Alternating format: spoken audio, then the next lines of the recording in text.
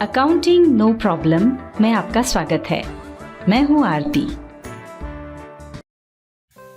Tally prime की इस video series के आज के अध्याय में हम आपको बताएंगे कि टैली प्राइम में प्रॉफिट एंड लॉस अकाउंट क्या है और उसे कैसे देखते हैं। इससे पहले वाली वीडियो में हमने आपको ट्रायल बैलेंस के बारे में बताया था। उसी के आधार पर हम इस वीडियो में प्रॉफिट एंड लॉस अकाउंट यानी लाभ हानि खाते के बारे में बताएंगे।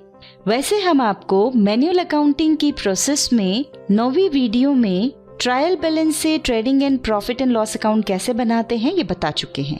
फिर भी जो जरूरी है उसे फिर से समझ लेते हैं। जब हम किसी भी प्रोफेशन में होते हैं या कोई बिजनेस करते हैं तो उसका उद्देश्य होता है मुनाफा यानी लाभ कमाना, और इसी उद्देश्य से हिसाब किताब भी रखा जाता है। हिसाब किताब रखने से ही हमें पता चलता है कि व्यापार या व्यवसाय में प्रॉफिट हो रहा है या लॉस। आपको याद होगा कि हमने मैनुअल अकाउंटिंग समझाते समय ट्रायल बैलेंस और trading and profit and loss account वाली 8वीं और 9वीं वीडियो में बताया था कि सभी अकाउंट्स को उनकी प्रकृति के हिसाब से लायबिलिटीज, एसेट्स, इनकम और एक्सपेंसेस में बांटा जाता है, और वर्ष समाप्ति पर व्यवसाय में प्रॉफिट हुआ या लॉस ये निकालने के लिए हमें ट्रायल बैलेंस में से इनकम और एक्सपेंसेस से संबंधित हमारे जितने भी अकाउंट्स हैं उनके balances trading and profit and loss account में ट्रांसफर करना होते हैं। पर जैसा कि हमने आपको बताया था, हमें टैली प्राइम में इस तरह का कोई काम नहीं करना होता है। टैली प्राइम हमें स्वयं ही प्रॉफिट एंड लॉस अकाउंट बनाकर दे देता है। हमने आपको ये भी बताया था कि मैनुअल अकाउंटिंग में ट्रेडिंग अकाउंट और प्रॉफिट एंड लॉस अकाउंट 2 अलग अलग अकाउंट्स होते हैं, जबकि टैली इन दोनों को एक साथ इकट्ठा दिखाता है, और टैली में इसका नाम सिर्फ प्रॉफिट एंड लॉस अकाउंट है। तो चलिए आगे बढ़ते हैं और टैली प्राइम में प्रॉफिट एंड लॉस अकाउंट के बारे में समझ लेते हैं। टैली में इसे देखने के 2 तरीके हैं। पहला, अभी हम गेटवे ऑफ टैली पर हैं। यहाँ आप रिपोर्ट्स के अंतर्गत प्रॉफिट एंड लॉस अकाउंट देख रहे हैं। और दूसरा, यदि आप टैली में काम कर रहे हैं और उसे बंद किए बगैर प्रॉफिट एंड लॉस अकाउंट देखना चाहते हैं तो गो टू पर क्लिक करें। देखिए यहाँ पर भी प्रॉफिट एंड लॉस अकाउंट दिखाई पड़ रहा है। हम प्रॉफिट एंड लॉस अकाउंट के लिए P प्रेस कर रहे हैं। सबसे पहले ध्यान रखें, आप जब भी कोई रिपोर्ट ओपन करें उसका पीरियड जरूर चेक करें। देखिए यहाँ पर हमारे फाइनेंशियल ईयर के प्रारंभ की तारीख से लेकर जिस तारीख में हमने आखिरी ट्रांजैक्शंस रिकॉर्ड किए हैं, जो कि 31 मार्च है, वहां तक का पीरियड दिखाई दे रहा है। वैसे तो प्रॉफिट एंड लॉस अकाउंट प्रायः फाइनेंशियल ईयर के प्रारंभ यानी 1 अप्रैल से वर्ष के अंत यानी 31 मार्च तक के लिए बनाया जाता है, पर टैली हमें सुविधा देता है कि हम F2 प्रेस करके किसी भी पीरियड का प्रॉफिट एंड लॉस अकाउंट देख सकते हैं। यहाँ हमें पूरे फाइनेंशियल ईयर का पीरियड ही चाहिए था, जो कि पहले से ही आ रहा है। देखिए इसमें पूरे वर्ष की ग्रुप वाइज रिपोर्ट आ रही है। ऑल्टर और F5 प्रेस करके हम इसे डिटेल्ड कर लेते हैं। देखिए ऐसा करते ही हमारे ग्रुप्स के अंदर जो भी लेजर्स बने हुए थे वो दिखाई पड़ रहे हैं। नीचे की ओर हमारे द्वारा सिलेक्ट किए गए पीरियड का नेट प्रॉफिट आ रहा है। टैली की इस रिपोर्ट को अच्छे से समझने के लिए हम इसे मैनुअल अकाउंटिंग की तरह ही ट्रेडिंग अकाउंट और प्रॉफिट एंड लॉस अकाउंट के रूप में देखना चाहते हैं, तो उसके लिए F12 प्रेस करके यहाँ कॉन्फ़िगरेशन में शो ग्रॉस प्रॉफिट ऑप्शन को यस कर रहे हैं और इस विंडो को एक्सेप्ट कर रहे हैं। देखिए ऐसा करते ही अब यह अकाउंट 2 भाग में दिखाई पड़ रहा है, ट्रेडिंग अकाउंट और प्रॉफिट एंड लॉस अकाउंट। आइए अब देखते हैं कि ये दोनों खाते क्या हैं और इन दोनों खातों में से किस खाते में इनकम और एक्सपेंसेस से संबंधित कौन से अकाउंट्स ट्रांसफर किए जाते हैं और उससे हमें क्या पता चलता है। व्यापार खाता यानी ट्रेडिंग अकाउंट वो खाता है जो व्यापार के सकल लाभ यानी ग्रॉस प्रॉफिट या सकल हानि यानी ग्रॉस लॉस को मालूम करने के लिए बनाया जाता है। इस खाते में व्यापार में हुई खरीद, बिक्री, प्रारंभिक स्टॉक, अंतिम स्टॉक और सभी प्रत्यक्ष व्यय शामिल किए जाते हैं, जैसा कि आप यहाँ देख भी रहे हैं। इसमें यदि क्रेडिट साइड का टोटल डेबिट साइड के टोटल से अधिक होता है तो इनका अंतर हमारा ग्रॉस प्रॉफिट कहलाता है, और यदि डेबिट साइड का टोटल क्रेडिट साइड के टोटल से अधिक होता है तो इनका अंतर हमारा ग्रॉस लॉस कहलाता है। देखिए यहाँ क्रेडिट साइड का टोटल डेबिट साइड के टोटल से अधिक है, मतलब यहाँ हमें ग्रॉस प्रॉफिट हुआ है। ये जो ग्रॉस प्रॉफिट या ग्रॉस लॉस हमें ट्रेडिंग अकाउंट से प्राप्त होता है, आगे उसे प्रॉफिट एंड लॉस अकाउंट में ले जाया जाता है। इसे समझ लेते हैं। देखिए यहाँ पर क्रेडिट साइड की टोटल 20,62,000 है और डेबिट साइड की टोटल 19,67,103 है, और इन दोनों का डिफरेंस 94,897 है। अब या तो आप इस डिफरेंस को सीधे नीचे लिखकर काम करें, या फिर अकाउंटिंग के प्रिंसिपल के हिसाब से यहाँ डिफरेंस लिखकर दोनों पक्षों को बराबर कर लें, और फिर इस डिफरेंस यानी ग्रॉस प्रॉफिट को अपोजिट साइड में लिखकर यहां पर आगे काम करें। चलिए अब हम प्रॉफिट एंड लॉस अकाउंट पर काम कर लेते हैं, पर उससे पहले हमें इसकी परिभाषा समझनी होगी। व्यापार खाता बनाने के बाद लाभ हानि खाता बनाया जाता है और इससे व्यापार के शुद्ध लाभ या शुद्ध हानि को निकाला जाता है।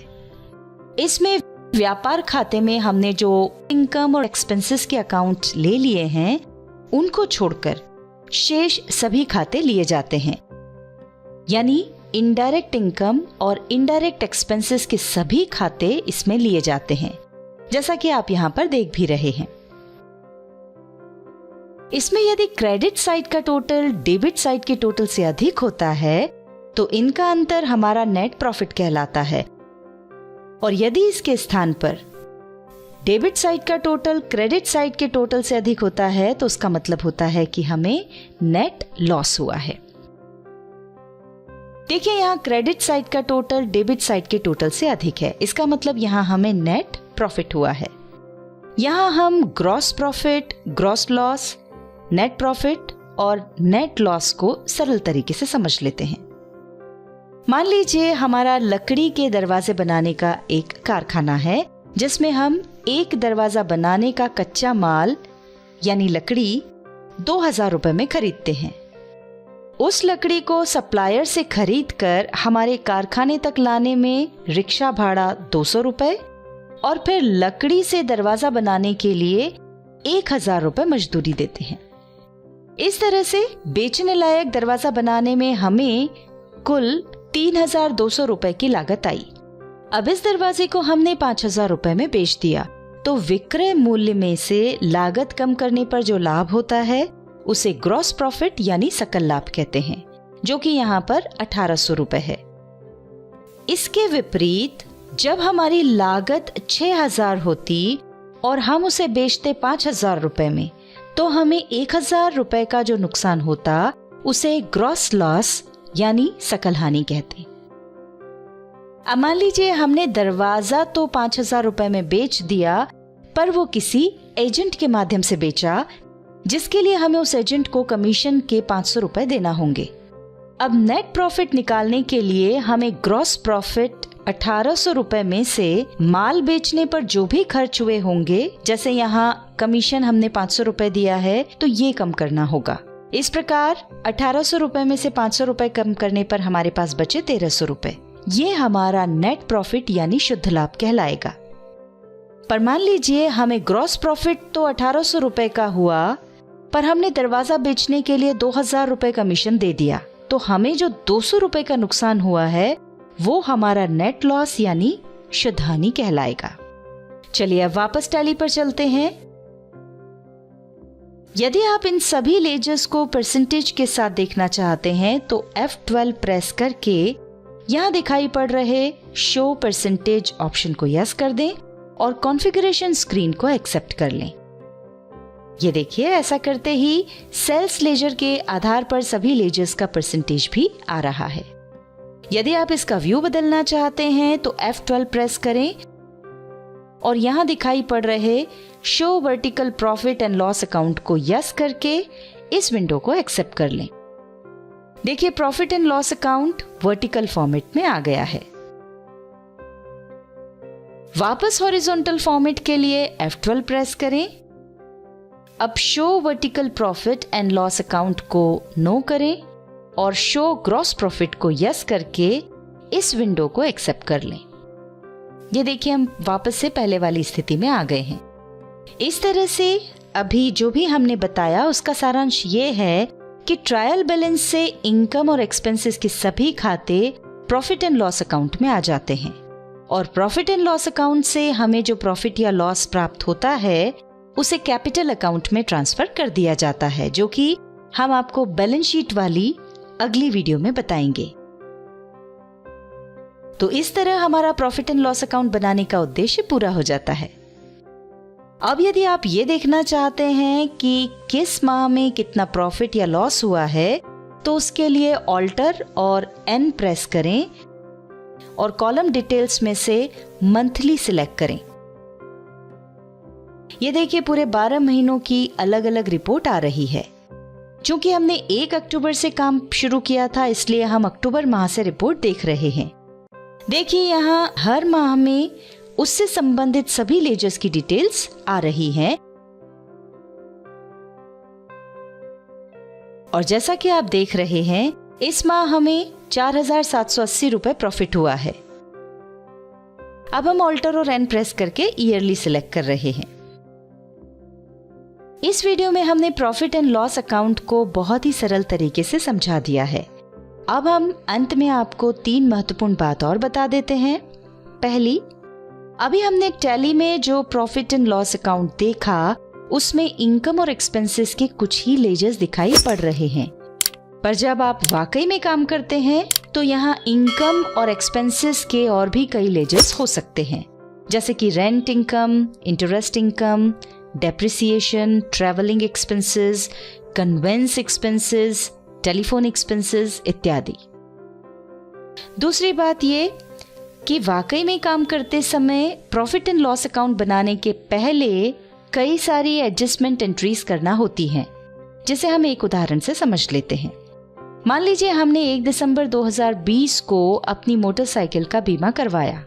अब जो बीमा करवाया गया वो तो 1 वर्ष यानी 1 दिसंबर 2020 से लेके अगले वर्ष 30 नवंबर 2021 तक के लिए है, जबकि हम जो प्रॉफिट एंड लॉस अकाउंट बनाएंगे उसमें हमें 31 मार्च 2021 तक के ही खर्च लेने हैं, क्योंकि हमारा फाइनेंशियल ईयर 31 मार्च को समाप्त होता है। तो इसके लिए हमें इस बीमा प्रीमियम के 2 टुकड़े करना होंगे। पहला 1 दिसंबर 2020 से 31 मार्च 2021 तक और दूसरा 1 अप्रैल 2021 से 30 नवंबर 2021 तक। अब पहले टुकड़े को हम इस वर्ष का खर्च मानेंगे और दूसरे टुकड़े का प्रोविजन करके उसे अगले वर्ष में ले जाएंगे। इस तरह की कई एडजस्टमेंट एंट्रीज होती है, जिसके बारे में हम एक अलग वीडियो में बताएंगे।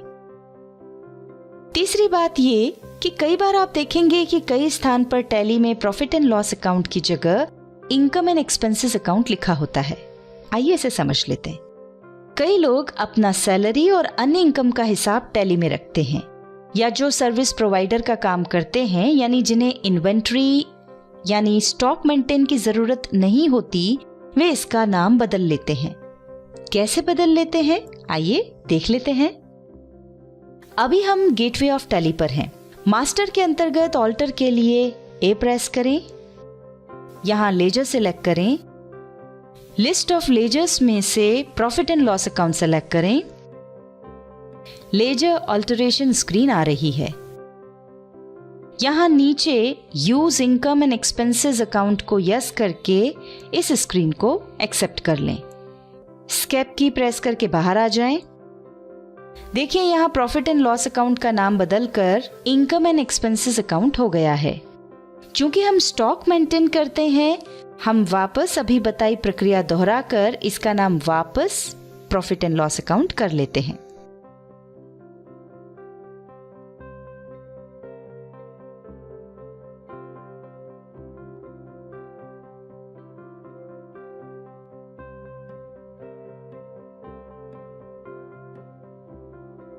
तो इस वीडियो में आपने जाना प्रॉफिट एंड लॉस अकाउंट के बारे में और अगली वीडियो में हम आपको बताएंगे बैलेंस शीट के बारे में। वीडियो देखने के लिए धन्यवाद।